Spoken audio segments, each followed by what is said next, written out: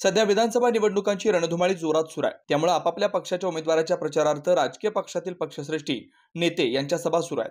राज्याचे उपमुख्यमंत्री देवेंद्र फडणवीस यांच्या आज चांदवड मतदारसंघाचे विद्यमान आमदार तथा महायुतीचे उमेदवार डॉक्टर राहुल आहेर यांच्या प्रचारार्थ सभा आयोजित करण्यात आली होती। यावेळी उपमुख्यमंत्री देवेंद्र फडणवीस यांनी आता यापुढे शेतकऱ्यांना विचारल्याशिवाय कांदा निर्यात बंदी करणार नाही।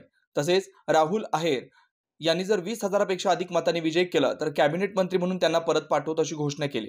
आज मी तुम्हाला छाती ठोकपणे सांगून जातो, तुम्ही मला आमदार द्या राहुल आहेरांच्या रूपाने।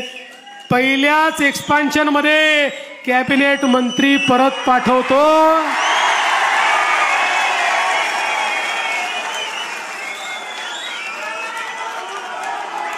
नाही, माझी एक अट आहे, लक्षात ठेवा। एक अट माझी आहे, एक अट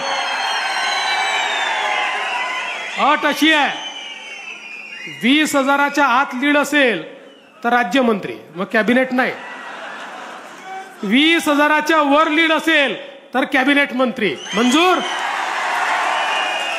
त्यामुळे या महाराष्ट्रामध्ये पुन्हा एकदा महायुतीचं सरकार आणण्याकरता कमळाची बटन दाबा, मला आमदार द्या, मी तुम्हाला मंत्री देतो, एवढंच बोलतो आणि माझं बोलणं संपवतो। धन्यवाद।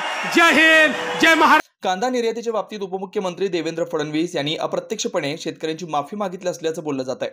तसेच राहुल आहेर यांना कॅबिनेट मंत्रीपदाची घोषणा देखील करण्यात आल्यानं चांदवडला आहेर यांच्या रूपाने कॅबिनेट मंत्री मिळणार असल्याच्या चर्चेला उधाण आलंय। 9 न्यूज महाराष्ट्र ब्युरो।